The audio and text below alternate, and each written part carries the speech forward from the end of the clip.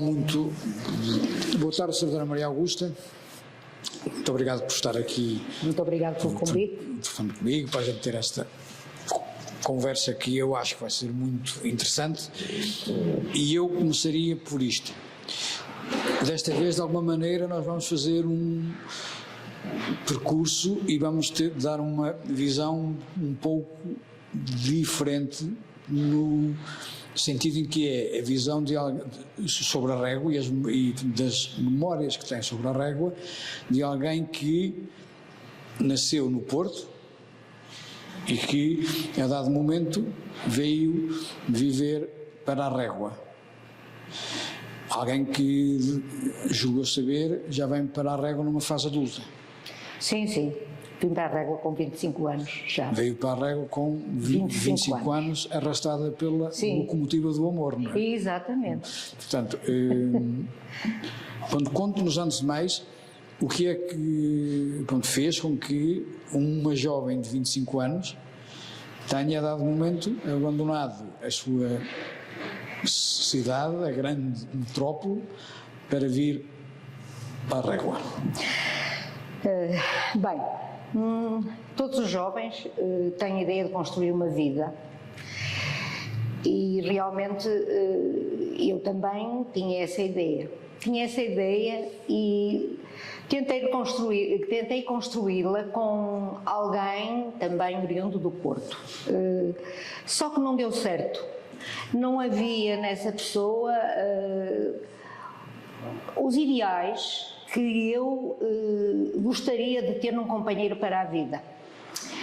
E depois eu à régua vinha de vez em quando, porque tinha cá familiares, vinhamos passar férias, conheci o meu marido, que já conhecia há muito tempo, desde criança, mas conheci-o, e ele começou-se assim a beirar de mim, e eu descobri que ali que havia um homem de verdade, um homem como eu sempre sonhei ter, porque eu pensava no meu pai e nos valores que o meu pai tinha, e eu gostaria de ter um marido com os valores idênticos, pronto, boa pessoa, com sentido de família, uma pessoa muitíssimo honrada, muitíssimo séria, muitíssimo justa, muitíssimo severa também, mas pronto, era isso que eu procurava num companheiro para a vida.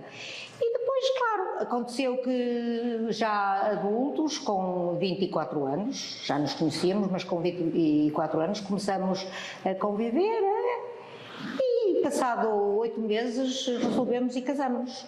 E eu então deixei o meu berço, a minha cidade, da qual gosto muito, da qual tive anos seguidos imensas saudades.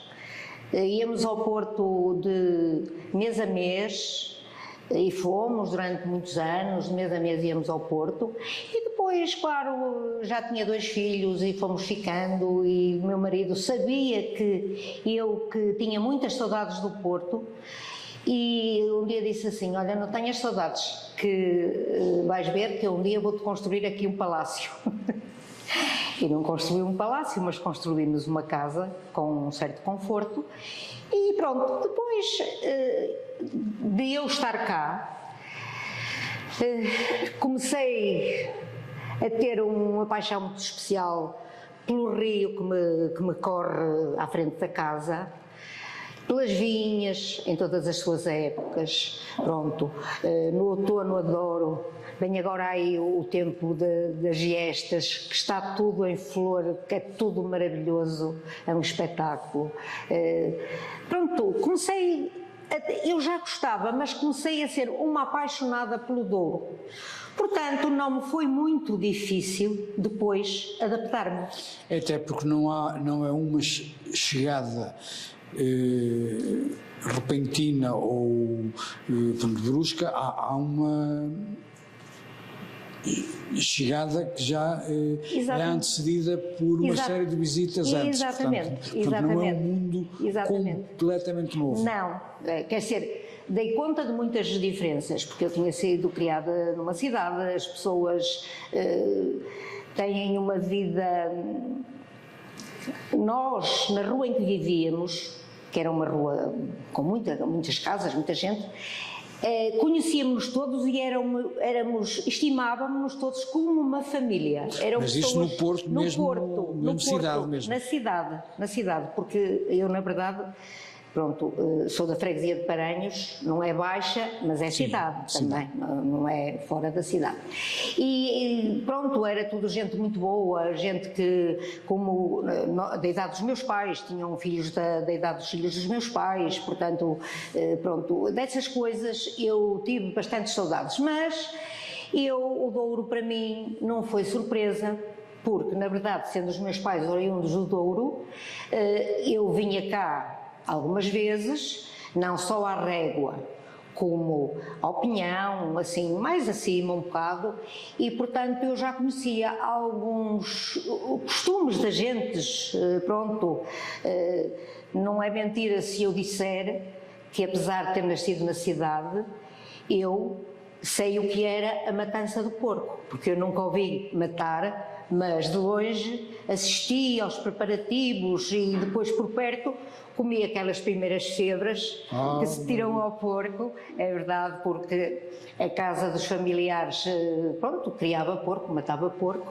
e uma altura qualquer eu vim, portanto, sendo da cidade, eu muitas coisas conhecia, como também sou testemunha de ser ainda criança e de ir à casa dos meus avós maternos e a iluminação lá em casa era uma candeia. Portanto, conheci também esse lado, não é? Isto já há muitos anos, mas conheci. E coisas essas que eu tenho assim uma maneira de ser, guardei na memória sempre, nunca me esqueci. E até tenho a candeia da avó lá em casa. Olha. Mas, é verdade. Repare, mesmo que a sua vinda, mesmo que a sua integração na Régua tenha sido feita de uma maneira que não é, digamos assim, inesperada nem brusca, não deixa de haver uma alteração bastante profunda, porque vem de uma cidade, Paranhos, para todos os efeitos, é Porto Urbano, propriamente dito, e vem para uma cidade, para uma vila então muito mais pequena, e dentro da vila pequena vem para o Corgo, acho eu. Sim. Portanto, quer dizer que há uma alteração completa do universo. Sim. Sentiu alguma dificuldade, houve algum obstáculo ou foi uma integração natural?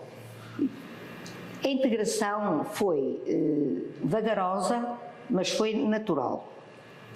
Porque pronto, eu vinha de um meio completamente diferente, cheguei cá, deparei-me com as pessoas muito mais fechadas, até porque o sítio para onde eu fui viver era um sítio humilde e toda a gente por ali era gente muito humilde, não é? Inclusive, agora já não existem, mas havia naquele cantinho no Corgo muitos idosos. E os idosos tinham aqueles costumes enraizados neles, não é? Pronto. Algumas coisas eram crenças que, enfim, não dizem nada, outras eram experiências de vida, o que os tornava sábios, mas também eram pessoas muito reservadas. Como eu era uma menina que vim da cidade, as pessoas mantinham assim, tentavam manter uma certa distância, mas eu... Sentiu de alguma maneira alguma reserva ou algum obstáculo dos naturais, dos tais idosos que estavam no Corgo, perante uma menina que vinha de outro mundo, que vinha de um outro modo de vida? Apercebi-me disso, porque as pessoas diziam assim, olha, o Tónio foi-se casar com uma menina da cidade. Isso são coisas que eu ouvi. Será que ela ao menos estava a pôr um jantar na mesa? Será que, pronto, as pessoas estavam céticas, duvidosas, como eu, em relação a eles, embora reconhecendo-lhes a sabedoria da idade, não é? Porque eu respeito muito aquilo que os idosos sabem, porque se sabem, aprenderam, sabe Deus como. Muitas vezes foi a vida que lhes ensinou. Desculpe interrompê-la, que esse registro, esse modo de ser, não era necessariamente só nos idosos, porque qualquer pessoa tinha um bocado essa noção. Mas eu apercebi-me mais nos idosos. Talvez porque não tivessem tanto a abertura e eu se passasse, não é? Bom dia, boa tarde. Se calhar eram idosos na altura que tinham 40 ou 50 anos. Sim. Sim, portanto, idosos sim, aqui, sim, é verdade. Portanto, é um bocado relativo, não é? É verdade. Porque também nessa altura qualquer pessoa com mais de 40 anos já deviam ter. E também já agora isso leva-me a dizer uma coisa até para ficar de registro. Eu ainda testemunhei em Vila Real, aqui há uns anos atrás, uma coisa que era isto. Nessa altura, por essa altura pelo menos, quando em Vila Real queriam dizer que uma rapariga era aconselhável, entre aspas, ou não, sim, tinham um ditado que era: ui, essa já passou da régua. Isto é, porque a régua era a porta do mundo novo, portanto, era onde toda a gente vinha. O resto depois era subúrbio já. Era onde toda a gente vinha para ir por aí afora. Sim. Sair daqui do círculo. E nessa altura identificava-se quando o ideal da rapariga para casar era aquela que era tudo menos aquilo que é aquela rapariga desenvolta, aquela rapariga com o conhecimento, com o mundo e mais não sei o quê, era dado este lado pejorativo à rapariga que já passasse da régua. Quer dizer, se já passou da régua, quer dizer que já sabe muito, já viu muita coisa. E a Dona Maria Augusta é ao contrário, vem na corrente contrária. Exatamente. Vem de fora da grande cidade e para a régua. Instalar aqui. E isso deve ter causado... O que na altura, pronto, causou que as pessoas fizessem alguns reparos, mas depois não foi uma coisa que se mantivesse muito tempo, porque as pessoas chegaram à conclusão realmente de que lá por eu vir da cidade, que pronto, quando era preciso cumprir e quando era preciso até ajuda nos vizinhos, que alguns realmente já tinham mais de 50, mas eram pessoas que não sabiam ler, não sabiam nada, e quando às vezes precisavam de ajuda para alguma coisa, recorriam a mim e eu lá sempre os ajudei. Portanto, a coisa passou depressa.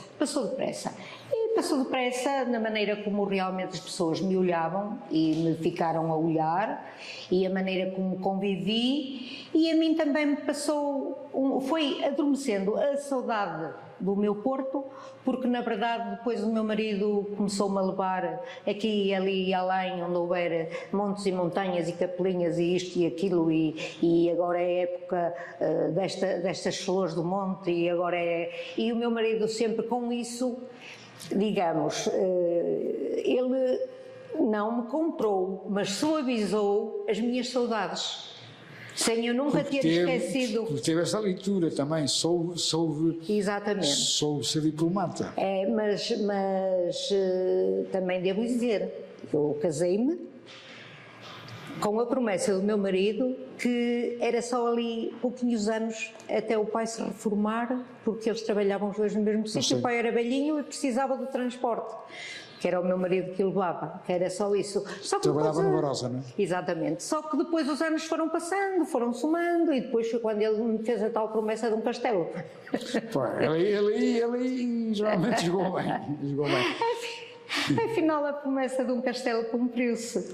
Mas ele, claro, não me deu o castelo. Tivemos de trabalhar muito para o castelo e conseguimos. Eu sei que eu conheço bem. Mas podemos dizer que o facto de a Sra. Maria Augusta ter um lado de poeta, sensível à natureza e ao que a rodeia, também ajudou bastante a sua integração, não é? Ajudou, ajudou, aliás, à medida que eu depois fui conhecendo, saindo da régua, indo por aí, conhecendo isto e aquilo, pronto, os miradouros, essas coisas bonitas, aquela minha parte que gostava muito de escrever, começou a escrever coisas muito diferentes, porque eu ia-me enamorando por tudo, por os meus olhos, por tudo aquilo que via, e portanto eu nisso ganhei muito. Sei que aquilo que escrevo é muitíssimo simples, mas quanto a falar das belezas todas que rodeiam, portanto, o Douro, eu ganhei porque eu consegui ver as coisas às vezes, e ainda consigo, as coisas às vezes que escapam aos olhos, seja de quem for, e aos meus olhos não escapam. E tudo isso ajudou a que eu desenvolvesse na escrita coisas bastante bonitas que especulando um pouco, se calhar, se tivesse continuado a ser uma senhora urbana meramente, poderia não ter atingido, se calhar, sim, exatamente. Poderia atingir de outra maneira. Exatamente. Mas escrevi sempre. Eu escrevi sempre, desde muito nova. Muitos rabiscos, que escrevia e guardava, porque aquilo era assim um desabafo, não tinha assim grande importância. Mas o certo é que depois cheguei a uma certa altura, já com 18, 19 anos, comecei assim a escrever umas coisas já assim mais elaboradas, mais sérias, pronto. Mas depois aqui a coisa transformou-se absolutamente. Porque, na verdade, eu estando em contacto com aquilo que gosto, não é? Consegui começar a escrever coisas, na verdade, olha, exaltar o Douro, pronto. Eu até tenho uma pasta de escritos que é o meu Douro Amante, onde ali realmente eu tenho muitas coisas, pronto, porque por todos os lados que eu observo a natureza e veja, ou aqui na régua, ou fora da régua, o Douro, as coisas, as cepas nuas, as cepas verdes, um castanheiro que está a florir, um castanheiro que já está com portanto, os ouriços a abrir, as castanhas a cair, tudo isso em mim me provoca uma sensação de alegria e espanto que eu tento passar para o papel. Eu não digo que às vezes seja muito fielmente aquilo que eu vi, mas consigo sempre adornar e dar-lhe uma certa leveza. Mas é aquilo que sentiu. E um certo encanto, é verdade. Que tipo de dia-a-dia, que tipo de cotidiano foi aquilo com que se deparou? Estamos a falar há 50 anos? Sim, 46 anos. 50 sim. anos. Com que tipo de hábitos, com que tipo de rotinas se deparou nessa altura no Corgo e na Régua? Olha, eu vim do Porto habituada a trabalhar, que eu trabalhava em casa, mas trabalhava, não brincava. Eu tinha a profissão dizia-se naquela altura, modista, porque já não era aquela costureira das coisas simples, mas era aquela que fazia os vestidos de noiva e umas coisas assim, e eu tinha muito trabalho, muito. Portanto, eu vim de uma vida muito presa e muito cheia de canseiras, e quando vim para cá, o meu marido disse assim: menina, aqui não te vale a pena trabalhar, porque tu não vais ganhar nada que se pareça com o que ganhavas no Porto, e portanto, olha, cuidas da nossa vida, fazes companhia aos meus pais, que os pais moravam lá pertinho, ao lado, quase. Ao lado, pronto, entretanto também depois nasceu um filho, e os meus afazeres, as minhas rotinas eram manter a casa. Eu tinha uma casa muito pequenina nessa altura,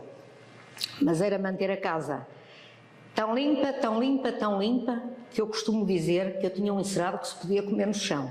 Eu tinha vagar, tinha tempo para tudo. E depois era realmente se os meus sogros precisassem de alguma coisa, ou de algum assunto para tratar, ou no centro de saúde, ou até no banco, ou assim, pronto, eu ajudava-os. O meu sogro, a minha sogra nem tanto, mas o meu sogro estava sempre disposto a ir comigo e pronto, e tratava assim dessas coisas. E depois fora isso, olha, quando já tinha o garoto que, coitadinho, já andava pela mãozinha dele, vinha dar um passeiozinho por aí adiante. Depois, entretanto, o meu marido, eles saíam cedinho, chegava do trabalho por volta das 5 horas. Às vezes, se tivesse assim um tempo agradável, e ele dizia assim, oh, eu ainda vou tomar um banhinho, mudar de roupa, ainda vamos dar um passeio, e íamos dar um passeio, e os dias foram-se passando, e o tempo passa a voar, e depois entretanto eu tive o segundo filho, e a rotina continuou a mesma, com mais trabalho, com 2 garotos já, o trabalho era mais, continuei a manter a casa pequenina sempre um esmero, porque pronto, eu tinha tempo, é como digo, e tinha tempo e tinha a mania das limpezas. Mas em redor de si, sim, as outras mulheres que não trabalhavam, portanto, a maioria não trabalhava, no sentido em que não tinha emprego, qual era o dia-a-dia? Iam lavar a roupa ao rio, lavavam a roupa em casa, já saíam, já vinham à régua com frequência, porque repare também aqui uma coisa interessante que há aqui na régua, que quer as pessoas do corpo, quer as pessoas do peso, quer as pessoas do Godinho. É bem à régua. Quando vêm aqui ao Passeio Alto, dizem que vão à régua. Exatamente, exatamente. Havia esse hábito de ir à régua ou não? Ou tinham que ir para o rio lavar a roupa, ou tinham que fazer havia aquilo? algumas, muito poucas já, que iam para o rio lavar a roupa. Muito poucas. As pessoas tinham o seu tanque em casa. E pronto, e a água, recorda-me que houve um tempo que não havia muita fartura de água, mas de qualquer das maneiras as pessoas preveniam-se, enchiam um tanque de água de noite, nem que fosse com uma pinguinha a cair da torneira, porque depois de dia houve ali uma fase em que fechavam mesmo a água, umas certas horas não havia mesmo água, e as pessoas lavavam os seus tanques ao rio, poucas iam, e iam aquelas que desde criança estavam habituadas a ir com as mães ou com as avós ao rio, e essas iam assim de vez em quando por gosto. À Foz do Corvo, não é? Exatamente, por gosto. Está um dia tão bom, tenho ali uma roupinha, vou ao rio.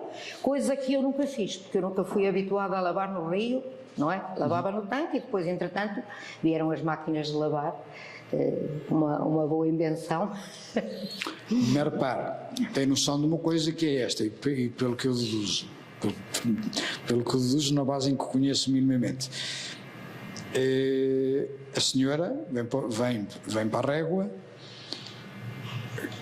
e estabeleceu família com alguém que, não sendo rico, porque trabalhava, tinha um emprego fixo, sim. naquilo que mais tarde viria a ser uma empresa que, enfim, não é? Pronto, eu aqui tenho que fazer, se calhar, uma ressalva, porque eu fui colega do António Inácio, portanto, nunca trabalhámos juntos, porque eu estava na Barossa e eu estava aqui. Na mesma... portanto, conheço relativamente bem a realidade. Não era necessariamente daquelas pessoas que estariam na camada social com mais problemas, não é? Portanto, ele não ganhava um grande ordenado como ainda hoje não ganha, como eu nunca ganhei também, infelizmente. Sim. Mas dava para já havia algum privilégio, digamos assim. Sim, dava para viver desafogadamente e ainda para amealhar um pouco. E em volta, notava isso ou não? Em volta, eu recordo-me de 2 famílias que a gente, ao falar, tinha assim pena, que eram pobres mesmo. Uma família era uma senhora que já era viúva há muitos anos e que vivia com um irmão que viveu sempre e já eram idosos. Vendiam umas coisinhas na feira, não tinham meio de transporte, eram as pessoas muito minhas amigas. não tinham meio de transporte, e um dia foram lá ter com o meu marido: ó Toninho, se nos arranjasses a fazer assim uma coisa com umas rodinhas, para nós levarmos as coisinhas para a feira. E o meu marido lá lhe fez o que tem muito jeito para isso também. Lá lhe fez o que eles pediram, e nós passamos a chamar-lhe a carrocinha. E eles então vinham, os dois irmãos, que já não eram nada novos, vinham por aí adiante com as coisinhas, vender à feira, e pronto. E é curioso que, pronto, eu já disse que eles que gostavam de mim, eu também, coitadinhos das pessoas, eu também gostava delas, muito humildes, muito humildes. E ela até tinha assim uma certa dificuldade em falar, comia assim um pouco as palavras, e pronto, eu gostava da senhora. E eu vinha à feira nesse tempo, e também o meu marido almoçava lá no Barosa. E eu não tinha assim, se comprasse uma coisa mais pesada, não tinha assim força para levar até casa. E eu dizia assim: olha, não me fazia um favor, não me levava este saquinho? E ela na carrocinha. Carrocinha feita para o António Inácio. Lá me levava, passava à minha porta e chamava de baixo: ah, menina! Pronto, para me entregar assim, portanto mas era uma gente que vivia mal. Ainda que o Corgo seja um caso, se calhar até um bocado particular na Régua, porque o Corgo também era muito habitado por gente ligada à ferrovia, não é? Sim, sim, sim, sim. Portanto, aos comboios. Sim, mas sim. aqui também era um meio operário, digamos assim. Portanto, não era propriamente pessoas como no peso. E esses também não viviam mal. Esses também não viviam mal. Inclusive, eu tinha um tio que era maquinista, um tio que casou com uma irmã da minha mãe. Era maquinista também, vivia no Corgo, no mesmo sítio, porque aquilo por ali acima era um bairrozinho, no mesmo sítio onde vivia a minha sogra e onde vivia eu, que foi a primeira casa, também foi ali. E quer-se dizer, havia várias pessoas a trabalharem na CP e viviam de uma maneira já mais desafogada. E notava-se até no vestir das crianças e no vestir, pronto, das mulheres, desses senhores, pronto, também tinham uma vida mais ou menos no género da minha. Mas estava a haver um ordenado. Exatamente. Certo. Exatamente. As pessoas viviam pessoas muito comedidas nos seus gastos, mas que viviam muito assim, muito benzinho também. Viviam, claro que não dava para as pessoas esbanjarem, não é? Mas dava para viver bem, para terem as suas coisinhas e assim. Uma coisa que não havia nesse tempo, e quando cheguei cá, naquele sítio, e que eu vinha do Porto também habituada.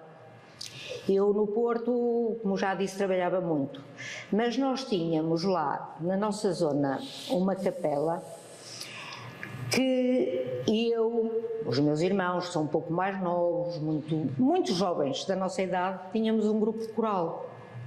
Tínhamos um grupo coral que cantávamos nas missas de domingo, e se fosse preciso ir cantar a casamentos, nós íamos e até ganhávamos um dinheirito nessas alturas. Portanto, isso era aquela parte social que eu tinha nessa altura. Não tinha mais, não é? Tinha depois passeios, tinha outros amigos sem ser os do grupo coral e assim. Mas cheguei aqui à Régua, isso foi uma coisa que realmente eu não tive nada no género onde pudesse juntar-me, se calhar, para a Régua havia, mas o Corgo não é muito distante, mas não havia nadinha, ninguém falava numa coisa dessas e portanto eu fiquei assim um bocado também com essa falha, uma falha que tive sempre. Diga-me uma coisa, sentia-se de alguma maneira que havia alguma fronteira entre as partes da Régua, que eram o Corgo, que eram lá em cima o peso, para a parte mais urbana propriamente dita ou não? Não havia uma barreira física, mas poderia haver uma barreira mental? E havia, porque eu no peso nunca vivi. Tenho lá pessoas amigas de verdade, não muitas, mas amigas de verdade. E existia essa tal barreira do Corgo para a Régua, porque na Régua, pronto, no Corgo era toda a gente muito humilde. E na Régua havia pessoas que, embora de ascendência humilde, que alguns até tinham vindo do Corgo, mas por fatores da vida, por fatores de ganharem melhor, pronto, conseguiram ambientar-se com pessoas, com engenheiros, com médicos, com pessoas assim já com uma certa, eu vou usar esta palavra que usou ontem, agora lembrei-me, uma certa estaleca. E não havia assim aquela receptividade. Os do Corgo mantinham-se no Corgo, nas suas modestas vidas, sossegadinhas, pronto. Quando se casava, quando fossem comunhões ou se casasse alguma pessoa do Corgo, nessa altura os do Corgo até brilhavam, porque tentavam fazer uma festa bonita e assim. Mas assim aquela coisa de vai haver isto, aquilo na régua, nós também vamos. Não, unicamente vinham era a festa de socorro, no caso contrário não havia mais nada, portanto eu também senti, depois esqueci-me com o tempo, acabei por me esquecer, não é? Mas senti assim falta disso. Nós como um casal novo, vinhamos muitas vezes ao café, íamos muitas vezes ao torrão tomar o café, gostávamos muito de ir, mas às vezes íamos a pé, porque atravessar a ponte e assim. E depois também é como digo, a vida vai passando, com o nascimento dos filhos também perdemos esse hábito, não é? De ir tomar o cafezinho, de dar esse passeiozinho. É mais assim. E quem quisesse vir à régua passear, tipo passeio de domingo, quase, digamos assim, vinha passear a régua ao café. Era o café qual? O nacional? Não. Não, nós íamos mais para o torrão. Para o torrão. Que é do lado do Exatamente. Assim para a régua nunca nos deu assim para vir. Porque gostávamos daquele trajeto do passar a ponte, quer dizer, gostávamos de fazer isso. Tomávamos o cafezinho sossegadamente e regressávamos a casa. Mas teve noção nessa altura de que a régua era uma vila onde os estratos sociais estavam muito bem definidos e vincados, sem que houvesse possibilidade de passar a barreira? Tive muita noção. E depois tive durante muitos anos. E depois, à medida que os anos foram passando, que eu amadureci e que fui conhecendo, por exemplo, eu vou-lhe dar um exemplo, para nos situarmos assim mais no tempo. Foi quando os meus filhos foram para a escola primária, que eu comecei a ter de vir para falar com as professoras. Era na escola número 1, não é? Exatamente. Para falar com as professoras e assim, depois conheci as professoras, as colegas das professoras, e nessa altura eu conheci assim uma porção de gente que, enquanto os miúdos não vieram para a escola, eu não tive nunca a possibilidade de conhecer. Depois na altura conheci, fiquei a conhecer, ficamos amigas, pronto, depois uma das professoras, vou citar o nome, não sei se alguém conhece, que era a Aurora Lisboa, professora da escola primária, que foi do meu segundo filho. Descobriu lá, por conversas com o garoto, que eu que fazia uns vestidos e tal, e depois, a partir dali, da que a professora soube que eu que fazia uns vestidos, depois a professora foi a um casamento, precisou de um vestido, e depois, olha, arranjei meia dúzia de clientes muito boas, e nessa altura a minha vida saiu um bocado assim, digamos, daquele marasmo habitual. Houve um pretexto Exatamente. Para haver oportunidades. E comecei assim, quer dizer, conheci não muita gente, mas conheci pessoas que conservo amigas até hoje, porque eu sou uma pessoa, quando tenho alguém amigo, respeito, estimo, sou respeitada e estimada, e nem que não veja há muito tempo. Quando me encontro com alguém que conheci, nunca nos esquecemos que fomos amigos naquela determinada data, e pronto, isso é uma coisa que eu tenho na minha maneira de ser, com a qual me sinto feliz e me dou bem. Veio para a régua, integrou-se bem. Passados estes anos todos, mais de 40, conforme disse. 46, como alguém que deixou a cidade, o Porto, não uma cidade qualquer, portanto uma grande cidade, ou uma cidade grande. Sim. Sente hoje que situações pessoais à parte, no sentido de ser mais feliz, menos feliz com os filhos, com o marido, sente que valeu a pena, portanto, a troca ou não? Eu tenho pensado muitas vezes... O que seria a Maria Augusta se tivesse continuado no Porto? Se tivesse a coisa acontecido como o meu marido me disse que eram uns meses e íamos para o Porto, eu acho que a minha vida que tinha evoluído muito bem, no sentido que eu retomaria o meu trabalho, era uma jovem cheia de vontade e sabia da minha profissão, e eu teria conseguido chegar nas costuras a um patamar assim, um patamar elevado. Portanto, a minha vida seria diferente. É o que eu penso. Em teoria... É o que eu penso. Mas, no final, aqui também, graças a Deus, também tudo correu bem, só que eu nunca consegui aquilo que gostava. Não é por vaidade, mas acho que todos merecem isso. Nunca consegui que alguém dissesse assim: ai, olha, Agostinha, porque muita gente é como me trata, Agostinha, olha, para fazer uns vestidos é muito jeitoso, isto e aquilo. Não, porque o meu marido logo de base disse: tu não julgues que vais trabalhar, porque aqui, mas ele quando falou no aqui, falou no Corgo, onde eu residia, onde na Régua ele, que é um bocadinho bicho do buraco, também não era a pessoa de fazer assim grandes relações, e eu não tive oportunidade também de, pronto, de vencer nesse sentido. Sim, até porque, em última análise, se calhar aquilo que fez com que tivesse atingido um patamar diferente dentro dessa portanto, atividade, digamos assim, não tem necessariamente a ver com estar no Porto ou na Régua, que se calhar, se tivesse procurado na Régua ou se tivesse enverdado por outro caminho, poderia também ter atingido. Sim, isso, sim, né? podia, mas olha, mas isso, não estava... se a gente olhar para trás, também há muitas coisas que devia ter feito e não fez. Não estava destinado que assim fosse, e pronto, graças a Deus. Mas valeu a pena a troca? Olha, valeu. Aqui foi um sítio onde os meus filhos cresceram numa outra maneira que não cresceriam no Porto.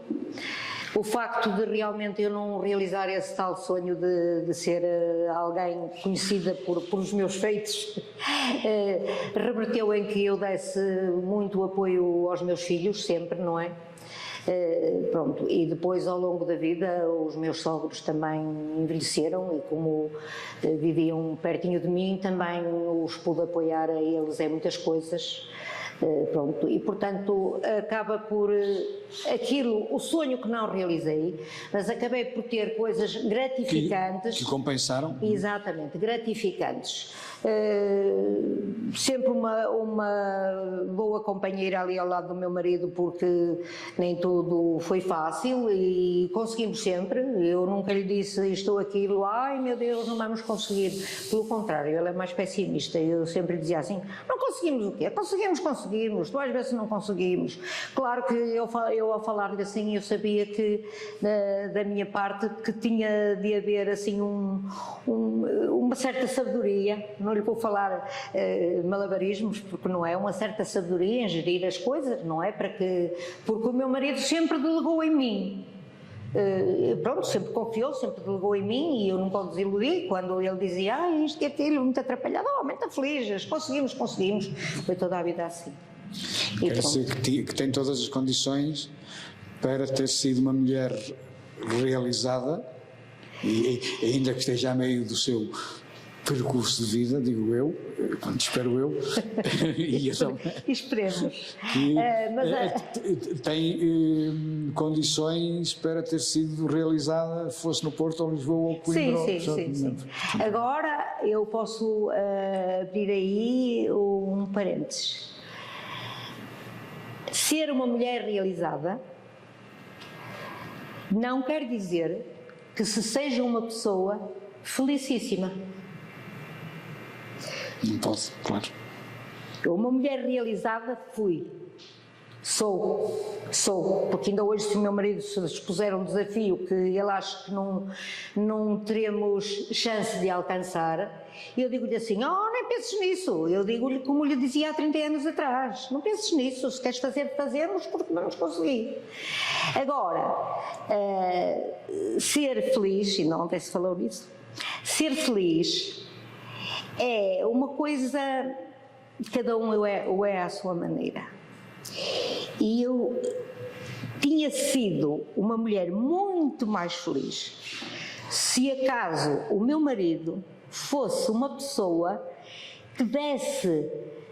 que olhasse as pequenas coisas com tanto amor como eu, e fosse um companheiro nisso, mas ele gosta das coisas da natureza e assim, mas não dá nenhuma centelha daquela ênfase às coisas que eu adoro. Se eu tivesse tido um marido assim, digo-lhe, era muito, muito feliz. A minha felicidade não passa por riqueza, nunca passou, passa realmente por me sentir satisfeita. Mas veja isto também nesta ótica, já agora, que é o facto de ter vindo à régua, o facto de ter tido possibilidades de ter uma rotina tranquila, no sentido em que estava no meio calmo. Sim. O seu marido tinha a vida dele, tinha a sensibilidade dele a fazer peças conforme tem, que é um artista verdadeiro, na serralharia, e o facto de ter disponibilidade mental, porque não está preocupada se os meninos apanham o autocarro, ou se perdem ou não, ou se correm perigo ou não. Sim. O facto de estar rodeada de um ambiente de beleza e de tranquilidade, de alguma maneira também possibilitou que se realizasse também mais, se calhar, nessa sua... Sim. Se calhar o meu conceito de felicidade, que há pouco citei, é que é uma coisa que o meu marido, eu já disse o porquê que realmente acabei por casar com ele, porque eu procurava um homem, enfim, como ele é. Que tivesse assim muitas coisas que eu gostava no meu pai.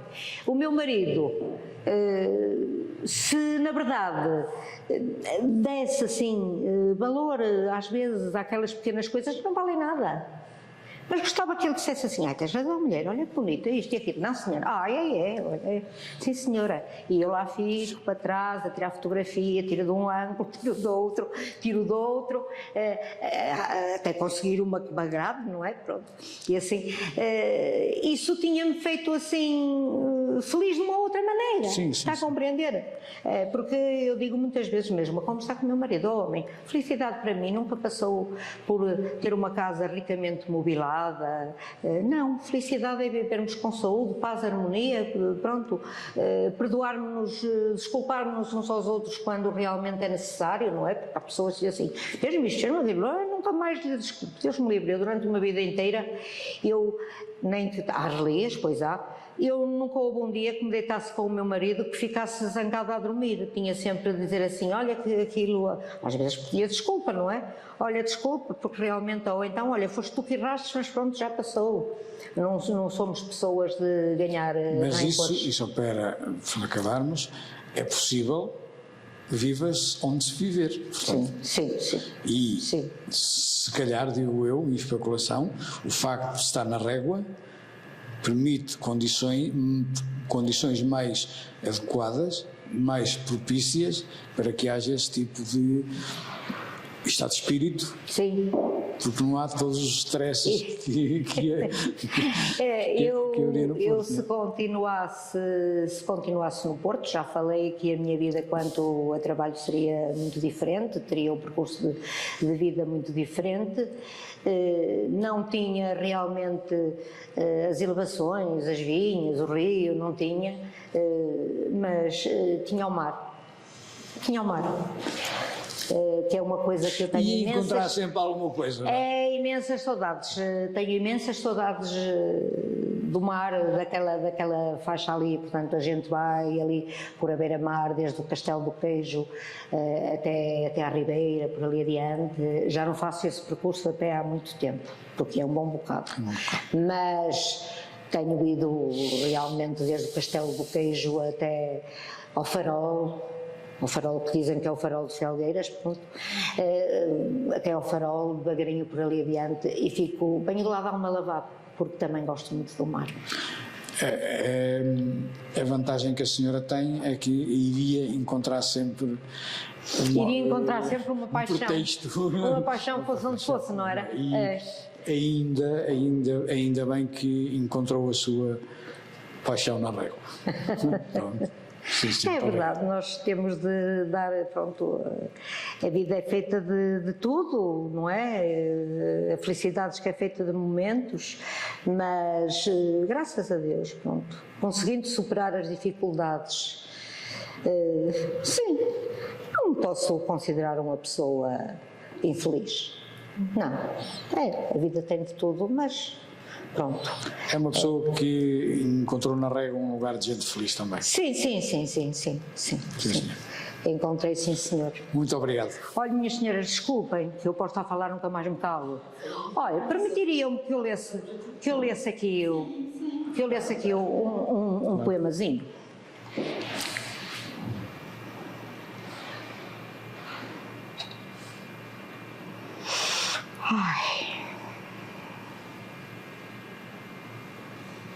Ora então, eu vou ler, tenho de pôr os óculos, vou ler um que diz respeito ao meu berço, à minha cidade, e depois vou ler outro que diz respeito à régua. Desculpem que eu já falei tanto, mas pronto. Eu já vamos. Ora bem, berço meu. A minha cidade de berço tem coisas que nunca esqueço, tem outras que não conheço.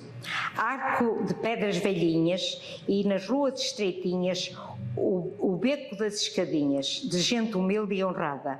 Foi sempre um lugar bonito onde crianças brincavam e a alegria morava. As casas que o ladeavam eram humildes também, onde um vaso de sardinheiras, a velhinha curiosa e o gato a apanhar sol, que olhava a garotada com sua bola de trapo, sem forma esfarrapada. Lá morava um rapazinho que não podia brincar, numa cadeira de rodas, vivia a observar. A garotada era amiga, nunca para trás o deixava. No local das brincadeiras, sempre presente ele estava. Tinha consigo um amigo, esse muito especial, um caderno de desenhos das coisas que lhe prendiam o olhar e que no beco citado se via a ponte ao fundo, o rapaz sonhava ao rio, os barcos a navegar, pescadores no seu afã, fazendo uma pescaria, tudo ele desenhava, com destreza e fantasia. Um dia achou tão lindo, um estendal colorido, era roupa estendida, roubando beijos ao sol. Era um puzzle de peças, uma toalha garrida, almofadas e meinhas, um vestido pequenino, tudo bordado a florinhas, umas calças do avô, mais os colotes da avó, sapatilhas alpergatas, panos de limpar o pó e mais um lençol bordado do enxoval da mocinha, já noiva, ia casar. Passava mais o seu noivo, feliz sempre a gargalhar. Na capelinha do beco seria festa para todos. Nesta cidade velhinha, a vizinhança é família. Repartem as alegrias como repartem o pão. São gente nobre e de bem, tripeiros de boa casta, amigos do coração. Pronto. Muito bem. Muito bem. Agora tenho para aqui outro. Este foi do meu berço. Este é em relação ao Douro. E eu acho que é este. A dádiva. Vamos como quem embarca num barco à vela sem amarras, tanto a descobrir, tanto a dar e repartir. Bem amor, desata Desata meus cabelos com tuas mãos de cristal. Somos a taça transparente. Bebamos o primeiro golo de um dia nupcial. Olha-me dentro dos meus olhos. Despe-me das sedas que me cobrem. Adivinha já. Sim, no patamar mais alto das delícias tenho o teu corpo para amar. O mel dos teus lábios, as pérolas imagináveis de teus olhos. Toca-me, vamos, não era este, vamos, estremeço como flor saciada por chuvas melodiosas e intemporal é o amor. Eu e tu, num momento delicado só nosso, somos o ventre, a terra, a semente e a flor. Mas não era este. Pronto, não era este. Olha, eu perdi o outro com certeza. Não tem aí? Não sei se é este, mas bem, vou ler este. Meu dono encantado. Olho o dormir dos teus sulcalcos, a mover como as nuvens de seda mal tecida te cobrem. Beijo que se rasgam ao rasar as pedras de bardo erguidas. Há pedras negras, arames antigos que guiam os braços das vidas abertos ao rigor do tempo. Chão de pedra solta, e rompem verdes tufos de erva delicada, pinturas de tal graciosidade, que a geada decora de granulado brilhante. Já brilha o sol num pico de pedra nua, reflete no rio adormecido. Passeia-se em raios de luz entre os patamares, a geada brilha, deixando rolar na erva verde mil gotinhas, lágrimas bordadas pelas fadas. Meu Douro, de patamares elevados, convidas a caminhar nossos olhos nessa história de visão de subir, a vestir dessas sedas leves que brincam, afagando a surpresa deste chão. Já as garças voam na leveza de uma albura de asas, saltam pardais curiosos, melros despertam em melodias de prosa. A manhã ri, eu suspiro, num pestanejar, já a tarde cresceu, o rio passa, olho o céu baço, o sol empalideceu. Desço à rua, ali passa um caudal de águas em silêncio, olho as cores adormecidas. Meu amor, é esta a paisagem.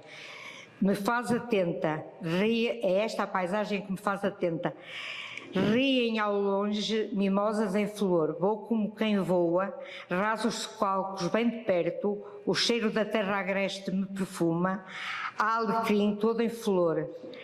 A amendoeira do caminho, metade nua, a outra metade adorna a visão de quem se dá a sonhar. Passo, ergo o olhar, o céu se inclina para beijar o meu chão.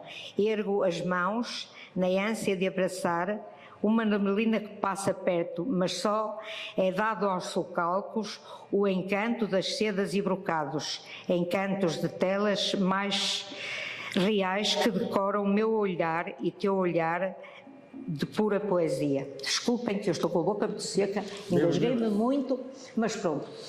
Tem tudo a ver...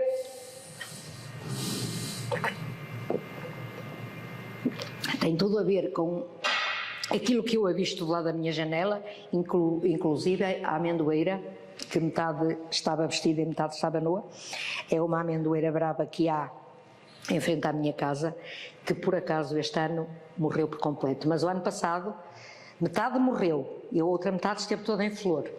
É. E portanto depois meto para aqui assim umas visões que os meus olhos veem e pronto, olho, sou humilde, desculpe, sou mesmo assim.